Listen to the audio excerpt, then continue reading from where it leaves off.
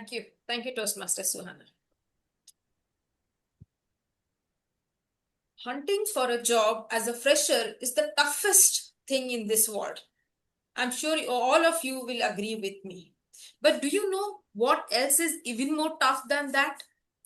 When your close or distant relatives and those neighbors will start asking you, Beta, did you able to find yourself a job? So, uh, since how long you are searching? And again, how long are you going to take? But don't worry, you will get it anyway with that smile. But we all know that behind that smile, there is a laugh that that laugh that they do inside that head, that she's going through a tough time. And but we are helpless with all those. We have to keep our stripes on. That was the year 2003 when I graduated with my engineering, bachelor's in engineering. And I came back to my hometown. It was a tier 2 city back then and till now too. But there is a huge difference now. And internet was not that very rampant those days. I used to spend a lot of time, especially in the morning, in looking after a suitable opening in my city. And apart from that, also, I used to sit in front of the system, an internet cafe in the nearby place where the Internet Explorer will be ever revolving. And after around 3 to 5 minutes of time, the message will come, this page cannot be displayed. But I had to keep my faith and hope alive because I had no other choice. I had to do with it. With the blink of an eye, 7 months passed. I started asking myself, am I going the right way? Is it the right thing I'm doing? Is it the right approach? I had no choice. Only thing I was able to do was to have a check with my friends to stay myself updated, how they are going ahead. And then I thought, should I pursue or should I give a thought towards go for a higher studies, or should I relocate to a tier 1 city, or shall I keep continuing with whatever I was doing?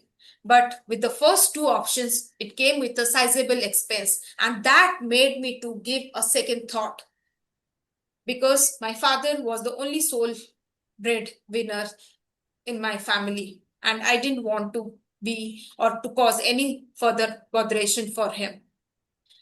But I was so helpless. One day, I came to know that from my friends that why don't you go for a short course of software programming course that will add a value to your CV, and so also it will give you a good exposure to talk about in those interviews when you will come across. And that sounded me quite practical and feasible though. I came back home during lunchtime. I approached the same thing to my father.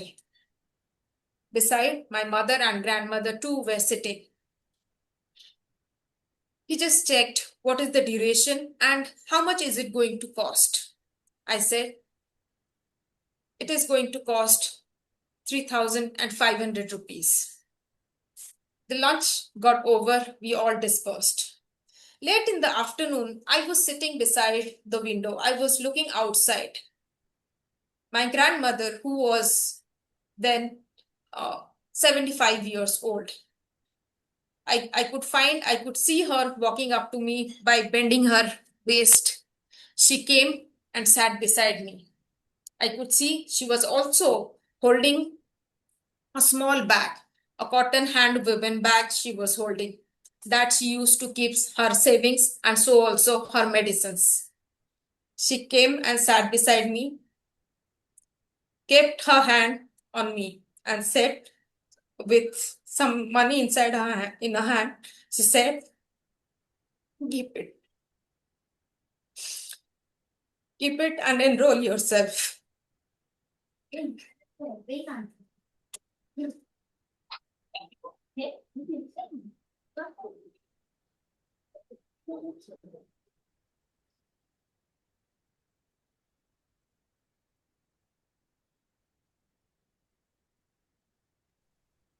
Come on, Visvarupa.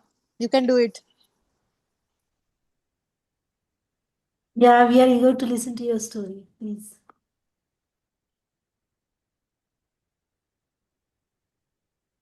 I nodded my head, and with a smile, I just kept that money with me. On the very next day, I walked to the nearby center and I registered myself. The days passed, I moved on in my life, and in between, around um, more than yeah, 20 years have been passed. I lost her in the year 2014, in the same year when I got married. Neither she nor I did ever raise about that matter, but something stayed inside my mind that whenever I give a thought, what I would have done or where my career would have gone if I would not have taken that course. I have no idea even till now. But something still comes to my mind that that what I would have done, or what exposure I would have got, or what I would have added in my CV during my interview discussion if I had not got the opportunity to take that course. And it is not a thanks, it is not something, it came from as that invisible power, invisible blessings, that yeah, because she is a part of family, it might be, it seemed obvious for me back then, but now when I look back, it it just swells up my eyes with tears, because I cannot see or find her anymore beside or around me. Only thing I do is I can just feel her presence when I look back my CV.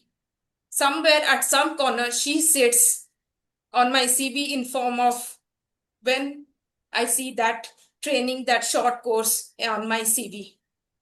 There are many tribulations that come and go also in our lives. It is not about how we cope with them, but how we keep them inside our heart and how we make use of that, and we how we grow by keeping them as an inspiration, because not everybody will do come and help you when you need it.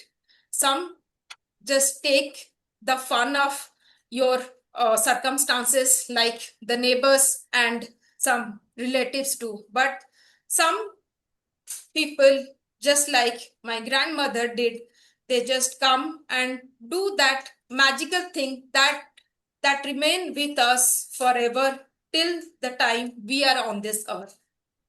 On that note, I would like to end the speech over here. Thank you, and over to you.